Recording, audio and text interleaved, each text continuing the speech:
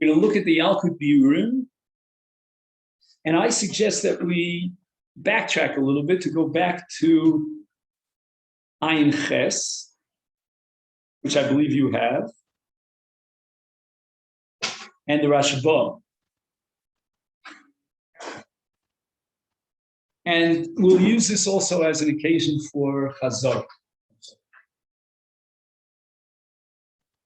Sometimes I keep my tea over there. That's why I close the window, because otherwise the wind sometimes blows it over.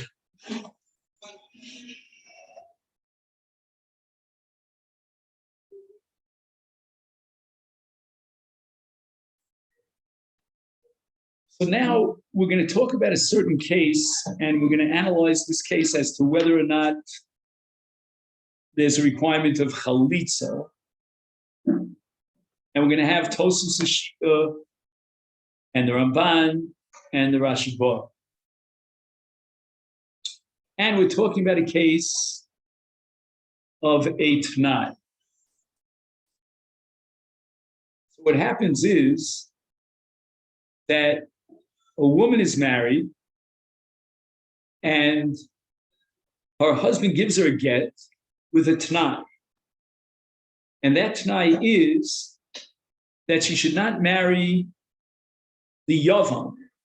I mean, he's not yet the Yavam, but he who will become the Yavam. So in other words, the get is chal for everyone in the world, but he leaves out the Yavam. And now what happens is, after this divorce, she goes ahead and gets married to the brother of the Yavam and falls for Yibum after her husband dies. Now she's falling for Yibum to an Ashes Ish. I mean, she is an Ashes Ish. Why? Because vis-a-vis the Yavam, the original get from her first husband was not Chal. So as far as he's concerned, Mr. Yavam, she is an Ashes Ish. And the question is, what would be the status of the Tzara if, well, let's call him Shimon, if Shimon's late brother Reuven had another wife?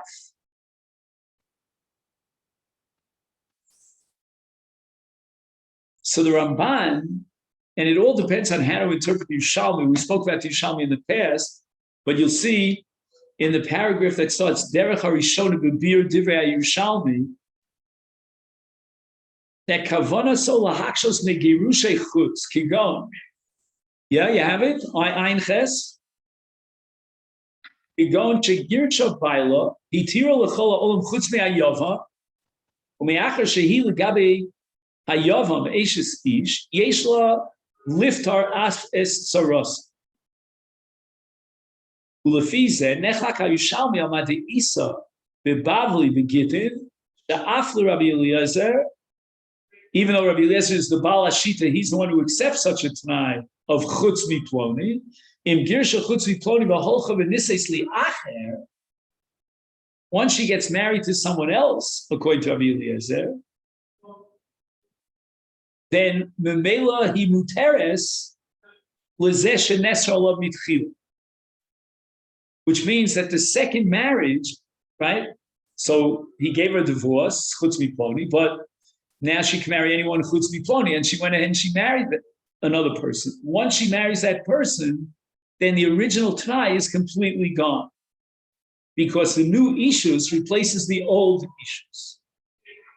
But the Yerushalmi is not on board with Rabbi Eliezer, and the Yerushalmi holds that no, his connection, the chutz miploni guy, to the original Ishus is still very viable and alive and well, despite the fact that after the get, she got married to someone else.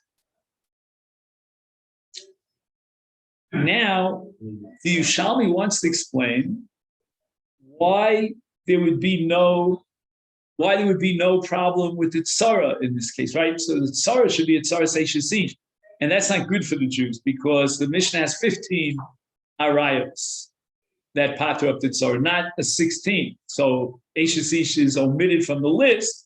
And the Yerushalmi wants to know why, because in this case of Gerish and Alatnai, there is an Iser Ashes Ish vis-a-vis the Yava. He was the Chutz Miploni guy, and that should remove the Yibum from the Tzara.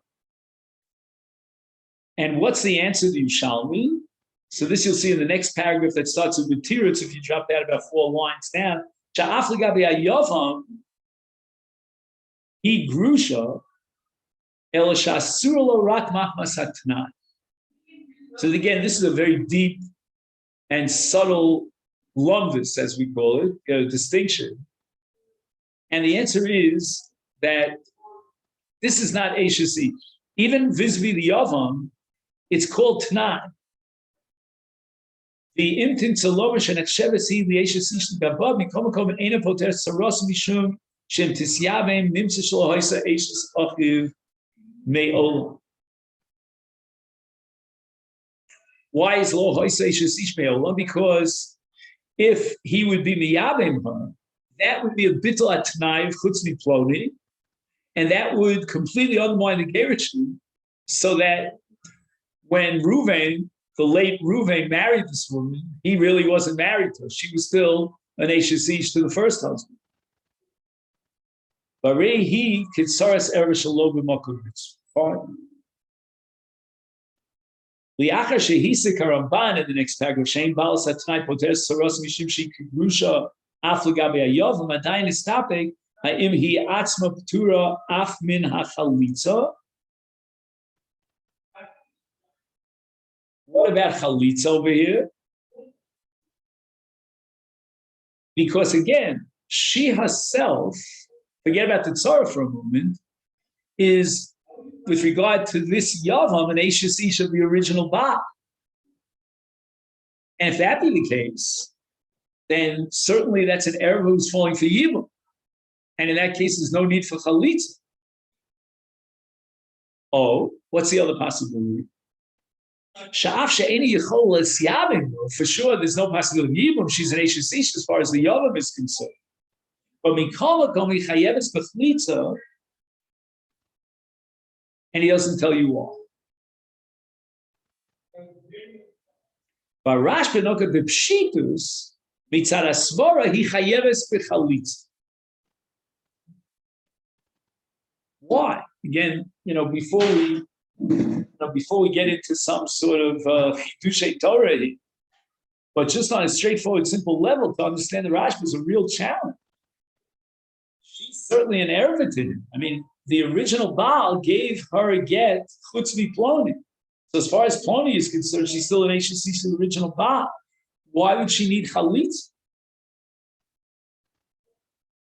Again, as far as the Tsar is concerned, she falls for Yibum for all the reasons we gave. But why should the Eishes Ish herself require chalitz? By the way, the Ramban in the previous paragraph came to the conclusion that she doesn't require chalitza. We didn't understand why the Ramban was vacillating about it, but the Rashba of Maskona says that she does require chalitza. Now, before I read this paragraph, I'm tempted to think intuitively that it's some sort of derabbanan, that somebody might think that she fell for Yibum. They don't know about the original get and the chutz miploni, and she walked out of this sneaker without anything, and she didn't even get chalitz. I mean, that would have been my intuition, but I don't know if that's pshat in the Rashi. Behind Mishum, on the third line, Shlo nemar klal zeh. Right, we have a cloud that if there's no Yibum, there's no chalitza. Ela b'misha eina misyabeves machmas iser erva shebla.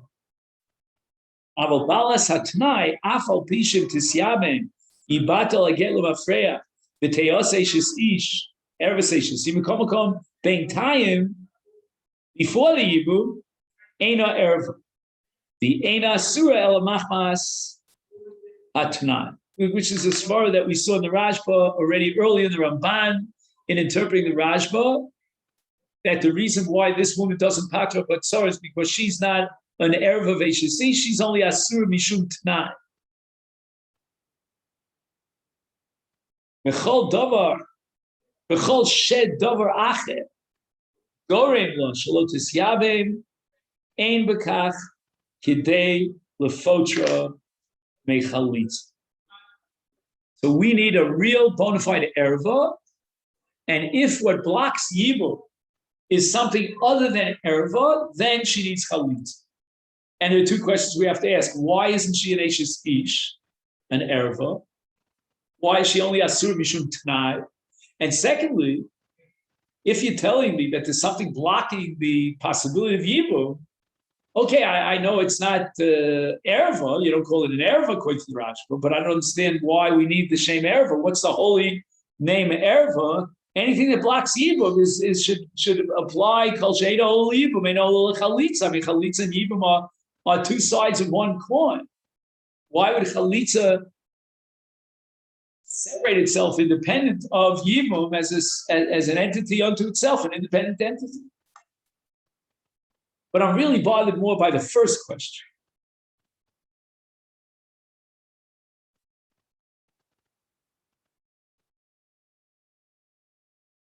So the best I can say is the following: that the get is chal, and if the get is chal, she's not an Ashes Ish. She's, the Magari said chutz miploni, but the chutz miploni means is that if he goes ahead and marries her, that ploni, that undermines the gerushin. Then I don't want the gerushin. So a man has a right to decide under what conditions he wants the gerushin. That's called a time get. There's a time get. Get is a classic example of Tanakh, of something that lends itself to Tanakh. What did he accomplish with this Tanakh of Chutz Miploni? He could have said that she's still an Ashes Ish and she's still married to the Megarish as far as Ploni is concerned. That's what we call the theory of relative. Relative to Ploni, she's still an Ashes Ish. She's still tied down to the marriage. Well, you could say, no, Ploni can't marry her because if he does so, then he torpedoes the Gerish, and she is an Ashes. But right now, she's not an Ashes Ish. The get is chal, period, for everybody. So a man gives a get to his wife with a Tanakh. At 10 years from now, he'll inherit her estate. I don't know. It could be that 10 years from now, if the Tanakh is not fulfilled, then the get l'mafreya is possible. It's batel, it's meaningless. But right now, she's a grusha. The get is chal, which means that you don't need a kiyum atnai. It's bittul atnai is mevata. Everybody sees the difference today. One way of explaining Tanai is that until the Tanai is fulfilled, the get is not chal, or whatever it might be, the kinyan, the kiddushin.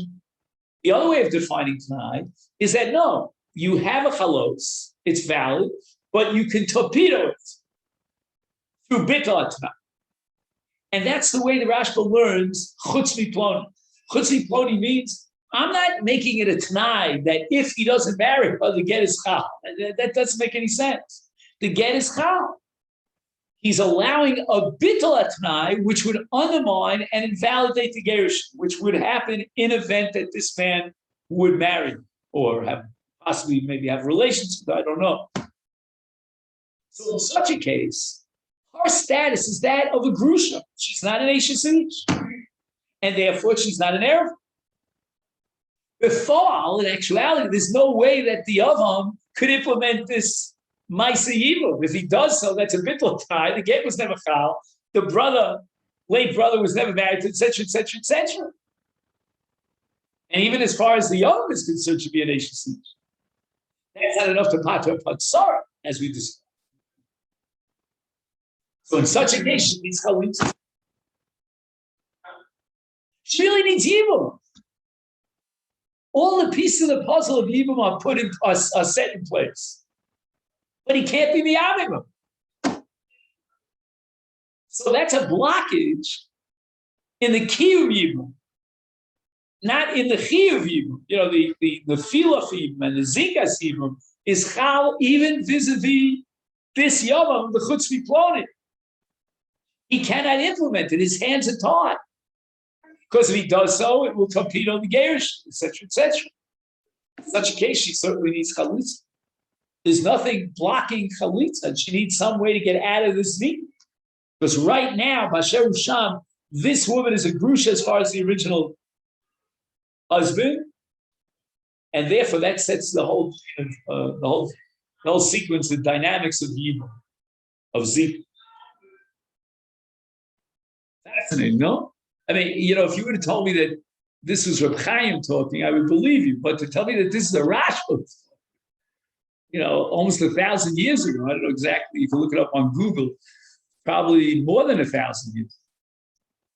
Have you ever been to Barcelona? They have the Kahal there in Barcelona. They tell you where the Rashba lived. I don't believe it for a minute. But again, it's good for when the old days when there was tourism. I don't know if anyone's going to Spain today.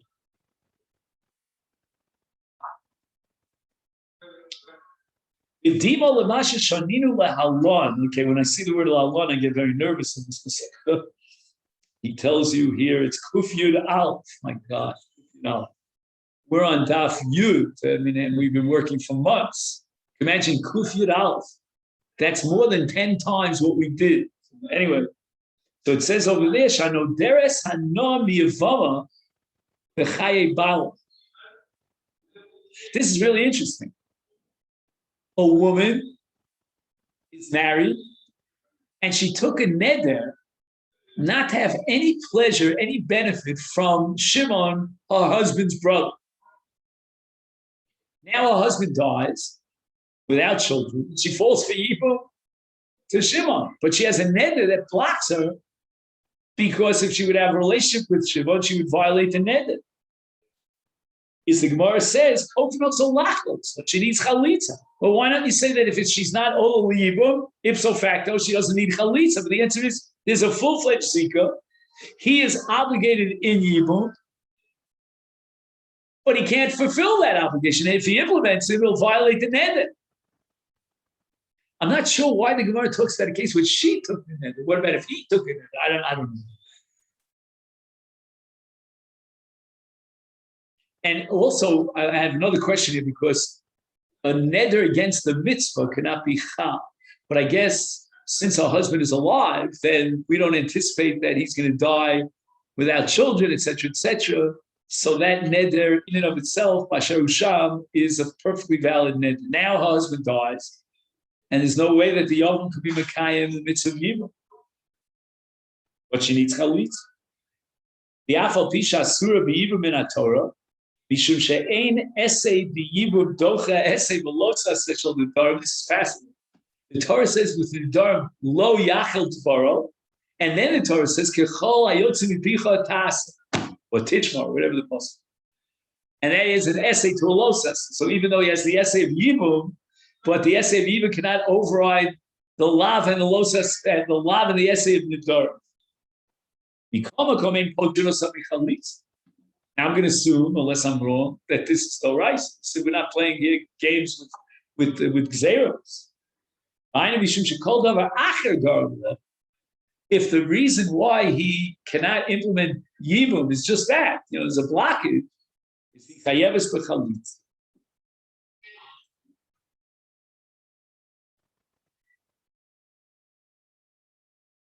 Right now, I'm pretty at home with the Rashba. Anybody see any problems? I mean, the next paragraph he's going to slug up the Rashba. I don't know. I don't see what the issue is here. I mean, okay, you could say that neder is different. I mean, in the case of neder, there's certainly an external blockage that has nothing to do with the issues. In the case of chutz miploni, the blockage is because of the erev of Eishes Ish. But still, he's saying that that's only because of the bittul atnan. Tamu achronim b'divrei. Oh, these are the Shimon Shkar, Prabhu Chanavas. These are the big guns, from the previous generation. My father missed Rav Shimon by 1 year. In other words, his chaver who were 1 year older than him heard Rav Shimon for 8 months. But they wouldn't let him into the class because he didn't have that age cutoff. They say that Reb Shimon was very charismatic, and he was crystal clear as Magen Shir.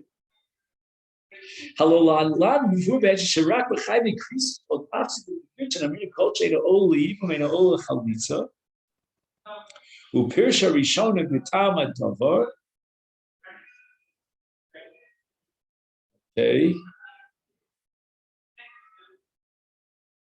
The call Erbishal Tafsi Kedushin of Sikas Chalisa and Tofesis.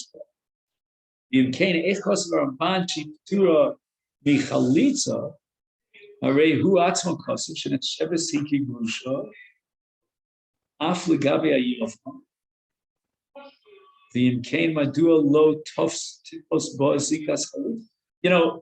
It sounds like Rav Shimon Shkop is so excited about the hezbollah that we gave for the Rajput that she needs chalitza, like the case of Noderes, that he doesn't understand the Ramban, who comes to the opposite conclusion that she doesn't even need chalitza. And the Ramban is now involved almost in a self-contradiction because the Ramban maintains that the reason why she doesn't pater up the tzara is because she's a grusha. She's not an Eshes Ish. If she's a grusha, she's not an Eshes Ish, then for sure she should require chalitza. Again, Yibum is not an option, but chalitza should be a requirement. This is what I wanted to get to. What's uncomfortable about the Rashba? I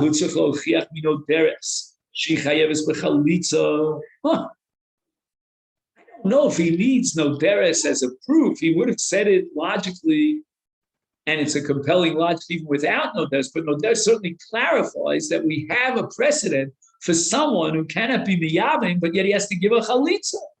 So I don't know why that has to be,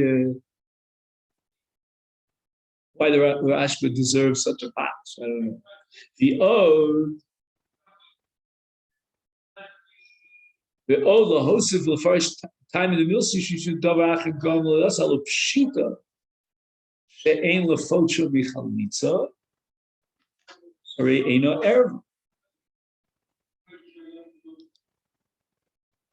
I don't know what he means. Eina erv.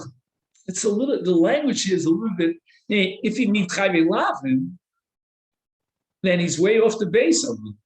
Because on the side that he could be miyavim, you talk about an HSH. That's not an isalah. That's an erva of the first class. I mean, I don't know if there's more of an erva than an HSH. The ein shum siva shel titfos ba hazikah. All right, so what are you attacking the Rashba? That's exactly what the Rashba is saying.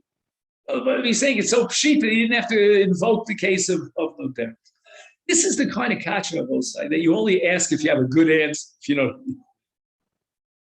Meaning, the answer will be better than the kasha. Usually it's the other way around. The kasha is better than the answer. Od hiksha shar hamelach. I think he was a Sfaradi, if I remember correctly. But in the footnotes, he's not going to give you his name.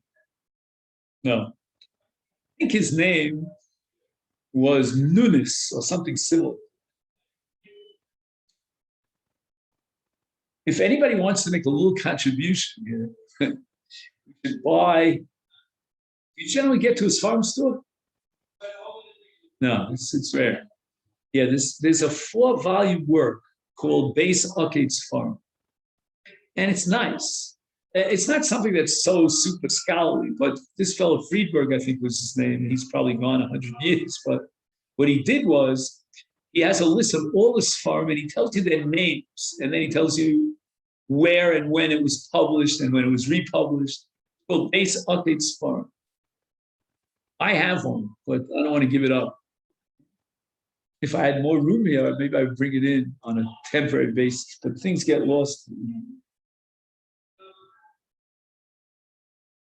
Says the Shar Melech,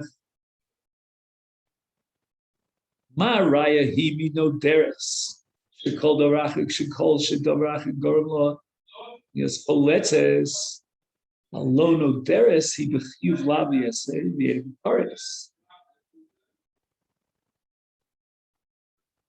Chayve Lavim V'Eseh, It's Rabu Miyevimto.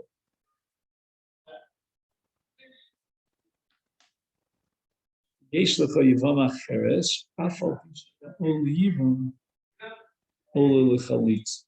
I didn't catch that. Did you catch that? Chayve lavin the essay that's Paris. Rabu Yevimto. I'm assuming Yevimto is a post. And what does it mean, Nisrabu? Nisrabu Lechalitz. So we have a separate ribui in Chayvilav and the essay for Chalitza. But in our case, we're requiring Chalitza, but it's not a lav and an essay. I don't know, how would you classify it? Is it a Chiv Mrs. Bezdin?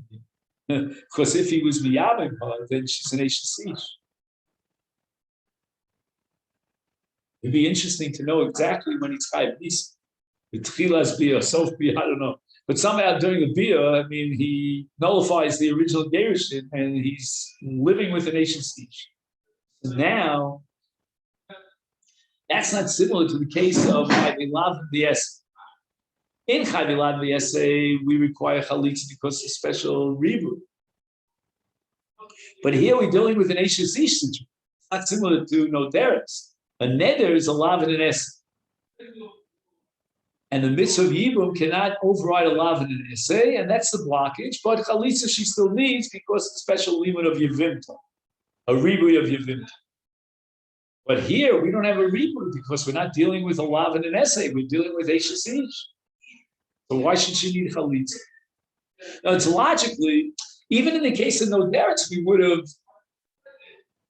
have, what's the word I'm looking for, suspended, or I would say in English, to alleviate a requirement. What would be a word for it? We would have suspended Chalitza. I don't know. I think it's a better word, but I don't know. So we would have suspended Chalitza. The only thing is we have Yevimto, which tells me that she needs Chalitza. But in the case of an Eishasish, we don't have such a ribui. So why would I compare the two and say that she needs Chalitza? If there are two.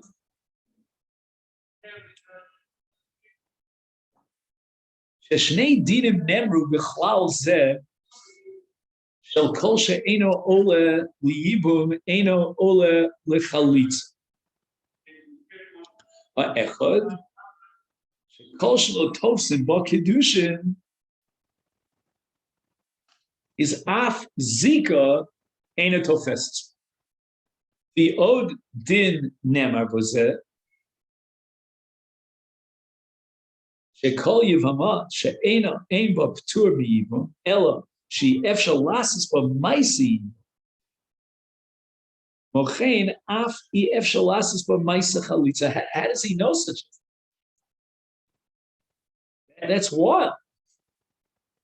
I mean, you could have there could be something blocking Yibum, but why would that have any impact on Chalitzi, saying there's such a cloud?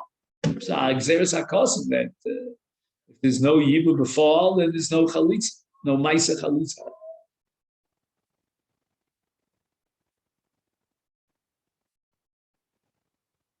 El she'af b'mekres בסופו של דבר נפקס זיקוסו לגמרי, משום שזיקה אינה קיימת בכדי. ואם אפשר לממשה, הרי היא פוקעת. I don't know if that's true. Okay. I'm very skeptical about this whole thing. ובכך מסיישם דברי הרשב"א רמב"ן, שאין כוונתם לדין הראשון, או של תופסים בו קידושין, לא תופסת בו זיקה, כי בוודאי אין שייך לבעל תנאי, שהרי עד שלא תסבין ערב הכלל. אלא שכתוב רמב"ן מחליץ מחמס הדין השני, כל שאיני יכול לסבים, אף אינו ראוי על חליץ. לדין זה, יש מקום, בדין זה, ולדין זה, sorry, I left out the line, ולדין זה, יש מקום, אף בבעל התנאי. סוף סוף אין ראוי.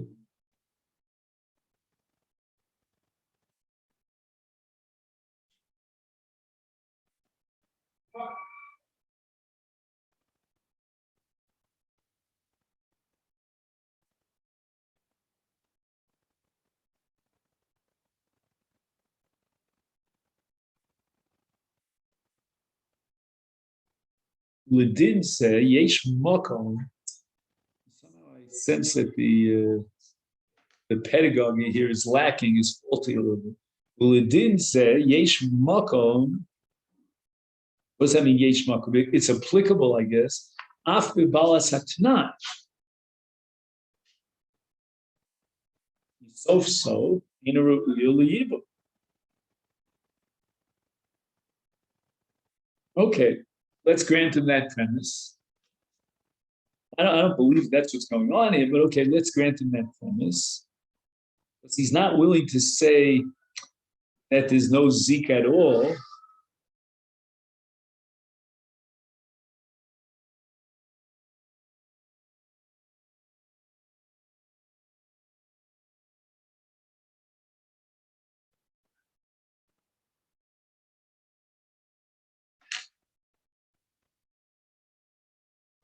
I mean, in the Rashba, you can't say that there's no zik at all. The Rashba is requiring chalitza, so there must be zik.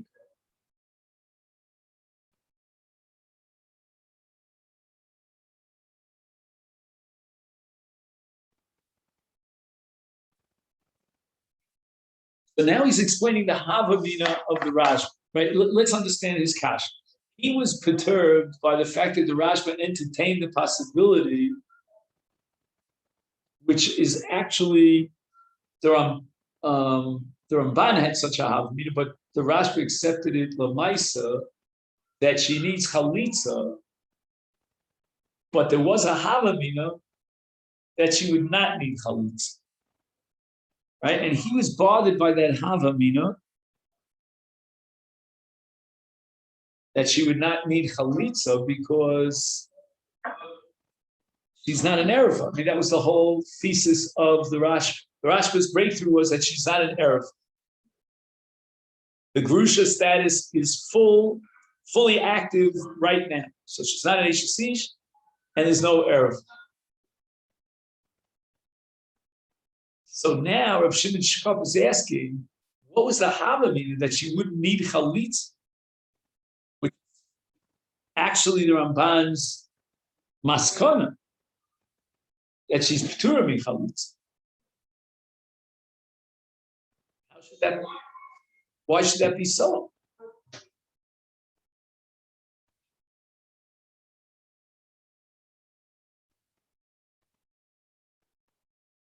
There's something preventing the implementation of Yibam, but that doesn't remove the requirement of chalitz. Well, then she wasn't Ishasat. I don't think those at all, but the marriage to his brother. Well, that's only true after the Yibum, saying if this brother would go ahead and be the Abba. Right now, he's not the Abba at this moment. Well, we said that he can't. Right, he can. But I'm saying in the present state, she's an Eishasish So to the Ach, right? She should be an Eishasish to the Ach. And the Rashba says, no, she's not an Eishasish, she's a Grusha. But we can't allow implementing Yiba because that's going to torpedo the whole story. So wouldn't that be the same reasoning like Talitza? Because But no, again, what the Rav Shimshkov is absolutely convinced that according to the Rashba, she's not an Erev. If she's not an Erev, then whatever blocks Yibum has no impact on the Zika or the requirement of Chalitza.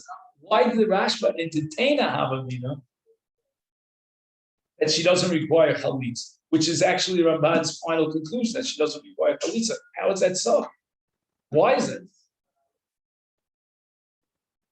And that's where Rav Shimon Shkop is b'machadish the second halacha of Kol Sheina Ol Yibmein Ol Chalitza, which has nothing to do with the Tfisas Kedusha and the Shem Erva.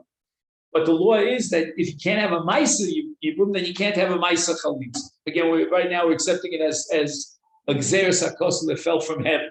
There's some sort of new statute and rule that we're not aware of where he got it from and where anybody got it from. So based on that new statute, there's no Chalitza. And that is the Ramban's Maskona and the Havamina of the Rashba. Why and how does Rashba reject that Havamina? That she, in fact, the opposite is true. She needs Chalitza. And the answer is from Noderis. That's where the Rashba needs desperately to stand on the shoulders of the sugya later on at the end of the Masechet Noderes. What did the Rashba get for Noderes? Ochiach HaRashba b'Noderes, the last four lines in the paragraph, Sha'af din zeh lo nemar ela b'mokum she'eni yechol l'syabe machmas b'niyah hanovas midinei yibu. I'm going to apologize, but I can't hear myself think. Oh, just 5 minutes. Hopefully we'll survive it. And he says the following. There's got to be a meniah hanovas mi dine yibu kigon b'meuberes. Interesting. If a woman falls for yibum and she's meuberes, she's pregnant, so there's no yibum and there's no chalitza. Why is there no chalitza? Because what undermines yibum is the fact that she's pregnant, meaning that she might be carrying his child.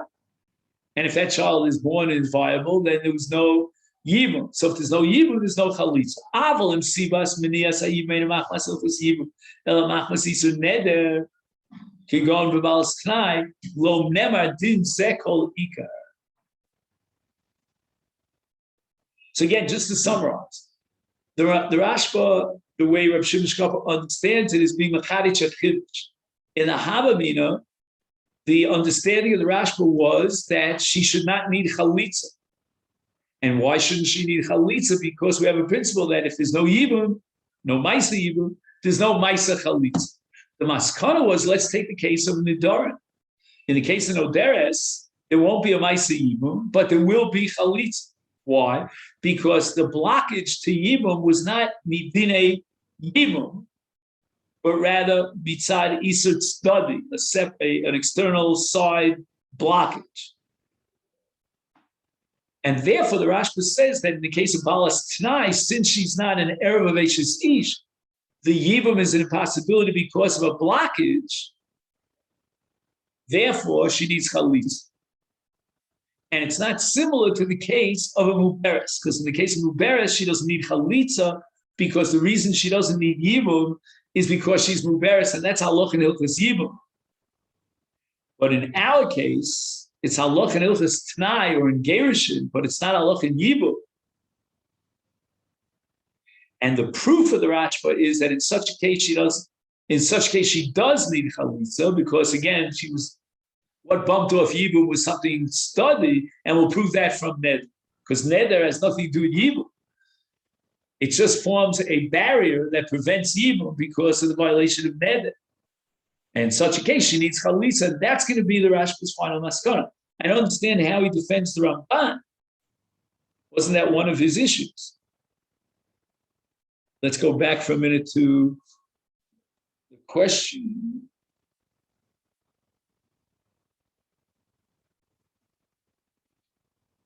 Heich kos Ramban shi p'tur ben chalitza.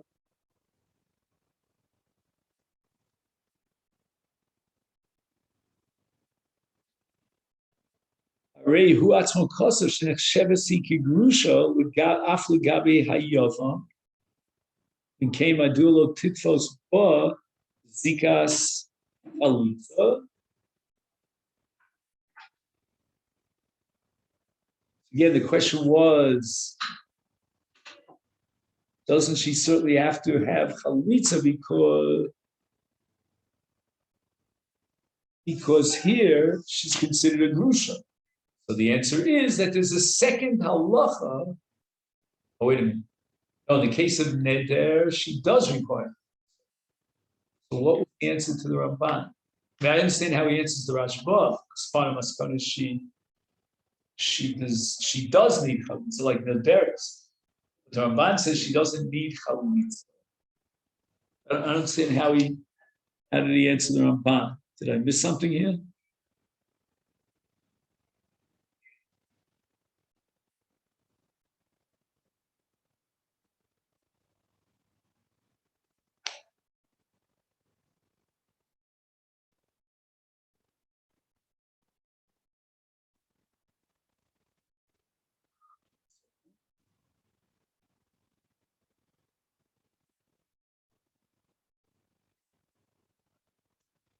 I think what's missing here in the text is that even a Baal Satai, that's also Sibas Miniasa Mishum Dine Yibu, according to the Ramban. It's not just some sort of a side, external, outside of the circle. I mean, the problem is that Yibum would involve Eishes Ish, and that certainly is antithetical to Yibum. So we're not talking about a violation of the Torah. But again, he's missing. I'd write a letter to the editor here. You missed the whole paragraph. All right, so I wanted to fast forward here a little bit to Hey Aleph, which you have, right? Okay.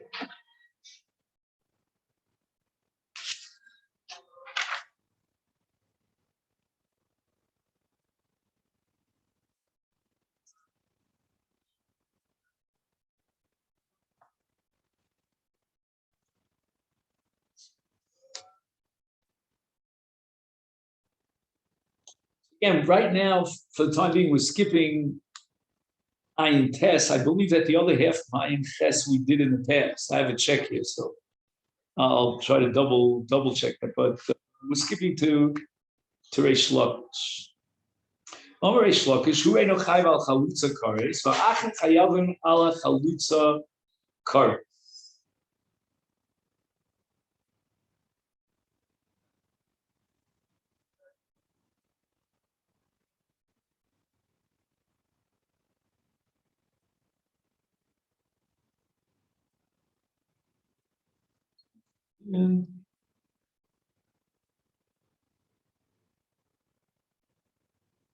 Well, yeah, but let's just, I don't know if it'll be relevant to what we're about to learn here from Nishalmi, but let's just review something that we discussed in the past.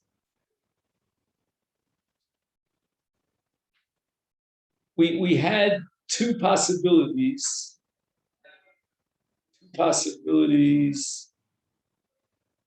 in explaining this din of chayvei lav of chayvei lavim with regard to the chalutza. One way of saying is nisnaska, right? You remember that? That the Torah reduced the chiyuv karetz of Ach and lowered it down to that of a lav.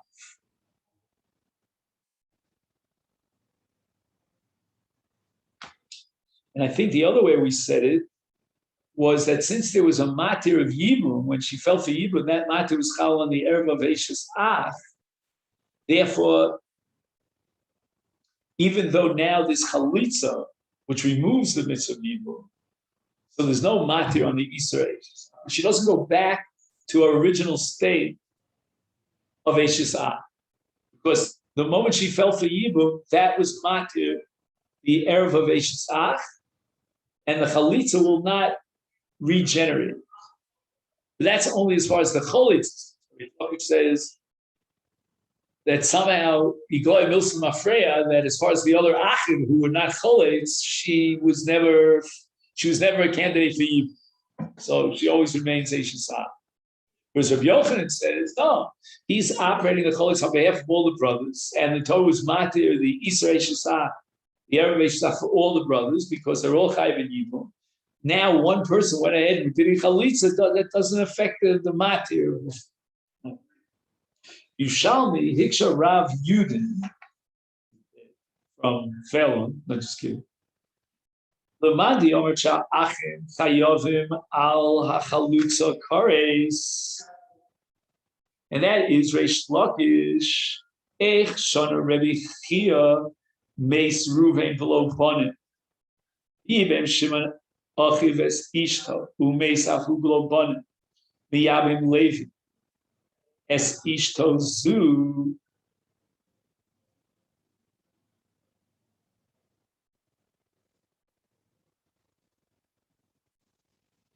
Lo Shem Chaliachar Shecholas Shimon Es Ishto Nesra Levi Mochen, we're on Pei Beis now. Yeshla li aser olea mishum Eishes ach de Ruvain, af liachashis Yavmo l'Shimon. Rei al yidei yibumo farpoka zikas Ruvain,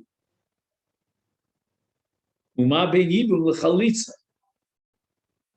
I thought the answer was that the yibum itself creates a new ishus.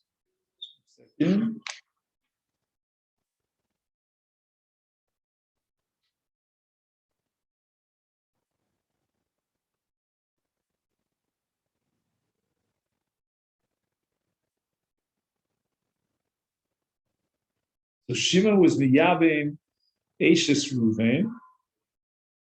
Shimon dies.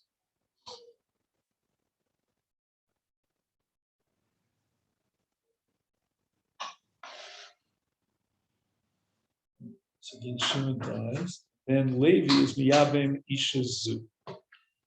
So Rav Yudin is upset about that because once Shimon was miyabim Eishes Ruvain, then the Iser Erva of Eishes Ach of Ruvain is now Chosev B'Biyar as far as Levi is concerned.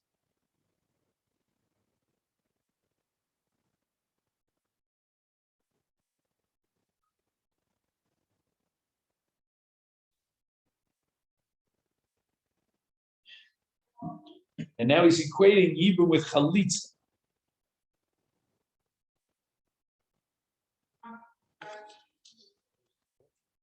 What's his answer here? That it's ain't it don't Yibum Chalitza, Chalitza Nekra Sikas Ames Mafred. Oh, that was a little Mafred that we didn't understand.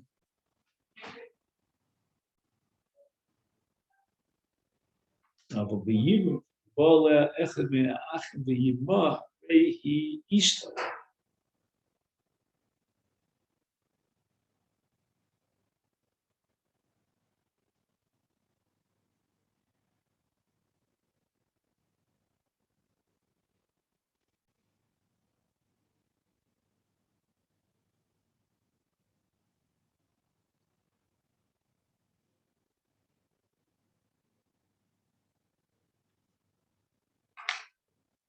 Yes, he's saying that there's a fundamental difference between Chalitza and Yibum. Chalitza, on the one hand, is a termination of Zika. That's the whole purpose of Chalitza. It's to neutralize and undermine the Zika. But in Yibum, Adrab, it's like developing the Zika to one step further. The Zika is reaching its total fruition. But there's no Hafkaz Zika. And therefore what? Now Shimon dies. And whatever Zika was to Eishes Ruvain now becomes a Zika to Eishes Shimon, because Shimon was Miyabim Eishes Ruvain. So that Zika sort of moved on to its next full developed stage, if I understand him correctly. Beer of Shimon Shkapa, Kavana say Shamid Perutzo, Sheyesh Lach, V'chol Iser Eishes Ach, Afli Ach also, Im Zeretz HaKotzev, Chekol Hoitz Ach, As Eishes Ach, Ariyah Surah Lovion, Afli Ach, Ariyah Ishto, O Shalom Nifka, Ishuso Legamre. Well, that's wild. What does he mean by that? Mashi Muteres Chala Olam, Hainu Mishum Shalo Osra Torah, Ishus Krazu, Iser Eishes Ach, Sagi, Ishus Zu.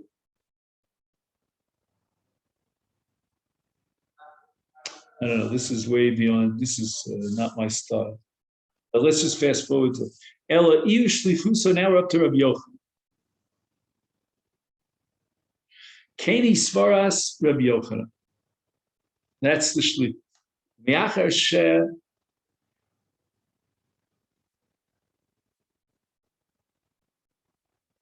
Hachalitza nasis b'shlichus kulam nichlol b'nituk lelav.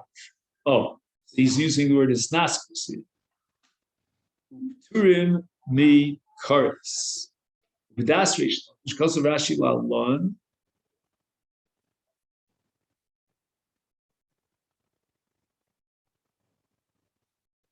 Shecholik al ikar sfara zu. V'sover she'ena chalitza nases b'shlichus kol ha'achim.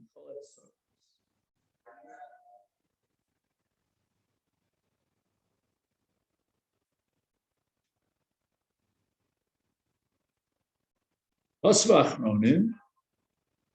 again, so far I didn't see anything new. I mean, he's just reiterating what we've been saying, that Reb Yochanan sees the Choletz as a shliach of all the other achim, and Reish Lakish denies it. No shlichus. Chafach Ronim, it's again Reb Shimon Shkar, Koppel Taroris, okay, fine. Lefize, nechleku gam b'tam, Masechet Yevamot l'shuk b'chalitzas ach echad bilvad. In other words, why is this Yevamot allowed to marry a shuk guy? Simply because of one chalitza, the other brother should also have to give chalitza. So the Rabbi Yochanan's answer is going to be that he's standing up and representing all the other ach. But wait a second, how is Reish Lakish if he denies shlichus? So then each ach should have to But the answer is that according to Rabbi Yochanan, according to Reish Lakish, we're going to apply the principle of lemafreya.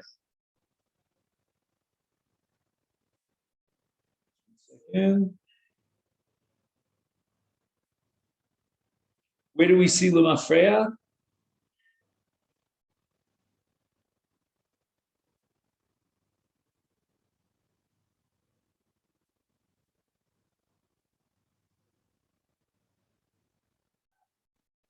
Bosa, do you remember where we saw that, the Mafreya?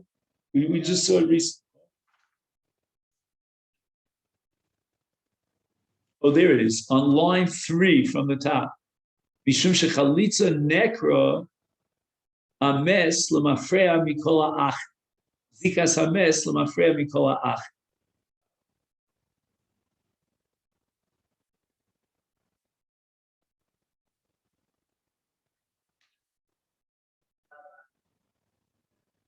So if the zika to the other achim is now nekra lemafreya, she can marry someone from the shuk. Because as far as Ruin is concerned, he did the chalitza. So that would be matah for the shuk as far as the zika between her and him. As far as the other brothers are concerned, we're going to say lemafreya that there's no zika. And therefore she can marry anyone she wants.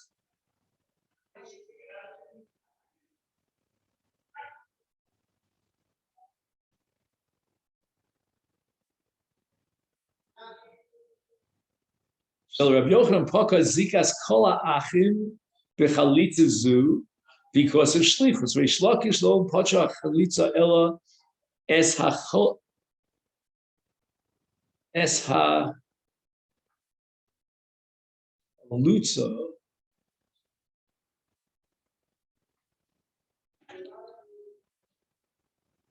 aval Reish Lakish the olam lo pocha chalitza ela es ha'chalutza.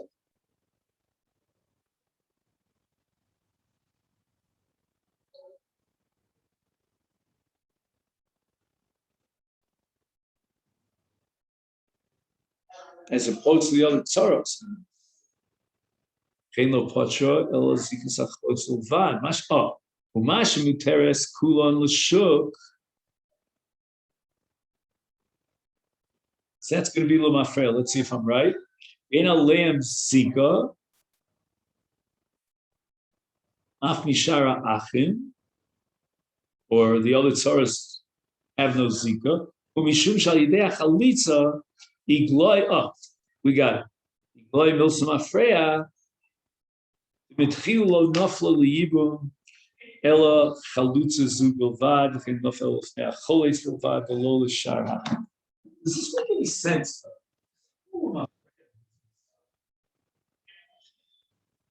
It's so mechanical and dry. I don't know. She said there's no lachluchas to it, no gishmak.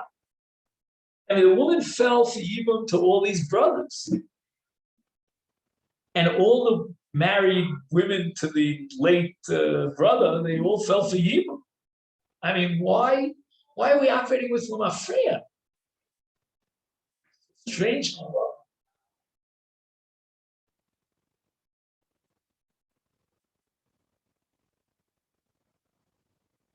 It's almost as if the Zika is up in the air. It's undefined. It's amorphous. This is a sugya brera. It's like later on, we're going to clarify to which brother and to which of the wives is there a Zika. But we'll only know that later. We haven't even learned the sugyas about how to decide which of the brothers gets the prize here and gets the schus of doing chalitza. Right, maybe there's some sort of, but again, none of that is likuva. That's all just the lechatchila. Instead of drawing straws, what do they call it? They'll figure out a mechanism of maybe the oldest one first. I don't know. But to say milsulama prayer, shalom nafla hachalutza, shalom nafla liibum ella chalutza zu lecholet zeh.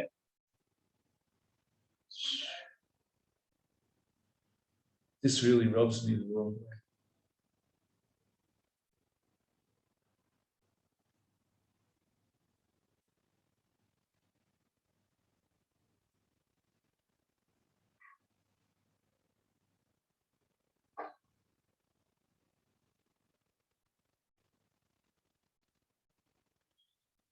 I mean, the other option is also not so logically attractive to say that this Xeris HaKosud, that the Choletz gets reduced from an Isser Karis of Eshesach down to a level of a lav.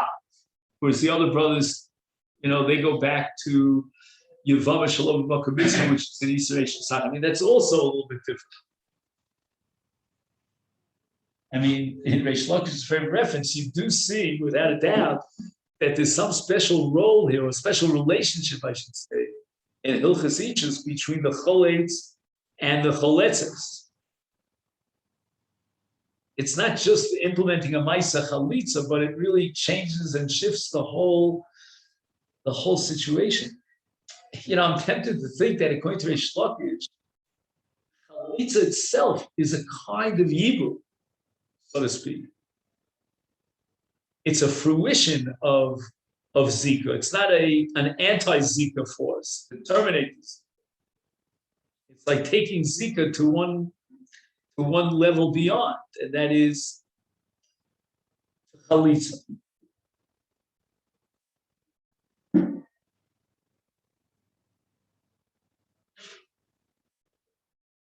Okay, but it is what it is. I mean, I can't. Umakar advarm hu b'Yushalmi. We have to end soon. Shekosav hidesh echad min hashuk es eshes es achas min nitshei hames shenofla liyibum. And I guess this happened before Chalitza. Biaka cholatz la yavam lo tafsu kiddush. Actually, that's machlokas that we learned, Steve. You remember where there is tfisus kiddushin to Yevamot Shukana. It's machlok shin Rav and Shmuel. But the Yerushalmi apparently holds like Rav that lo tafsu bo kiddush because havaya ksiv. Sharei b'shas kiddushin hoisa adayin skukol yevi ein kiddushin tosu Yevamot Shuk. He's going to definitely. I'm not cheating, but if the footnote mem vav, I think that's mem vav. It should say tzadi beis. Let's see if I'm right. Yeah, tzadi beis. Okay, you see what a great lamdan I am, because I just learned it yesterday. Avol imli acher shekitsha echad min hashuk chalatz hayevama litzarasa.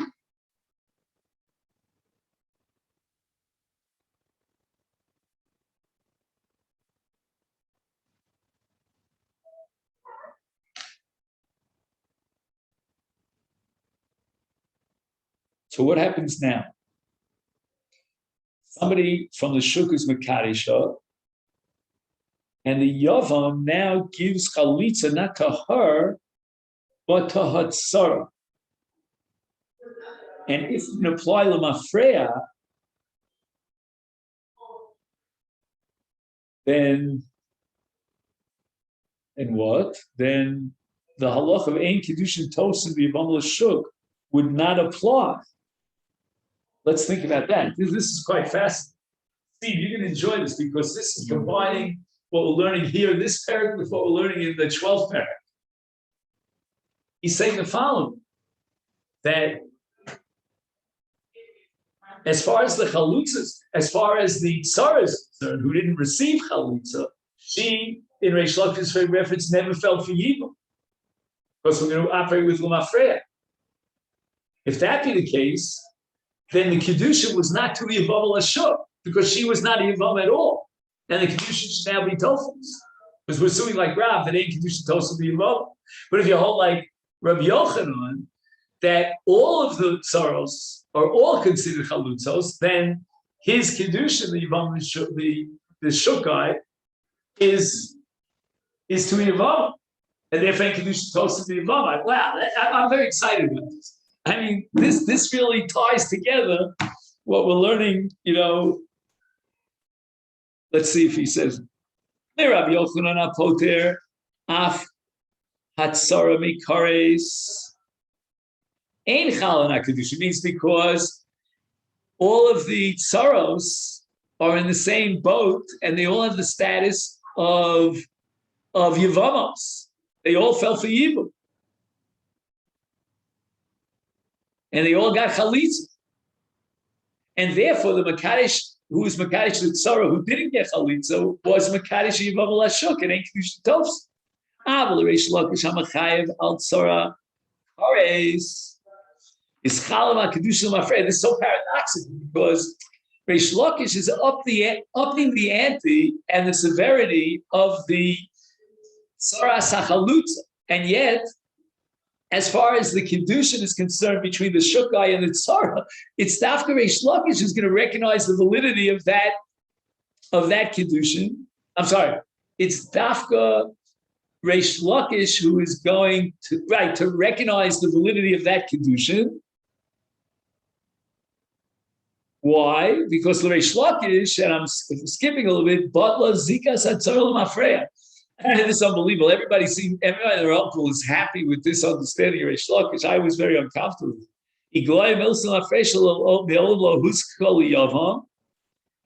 And therefore, Kedusha Tovsid because she's not a Yavam L'Shuk.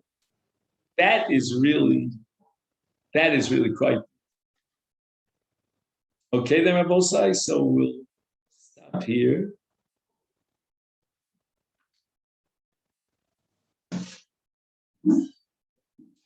And what's coming around the bend? Yom Tif is when? I get confused. Monday night?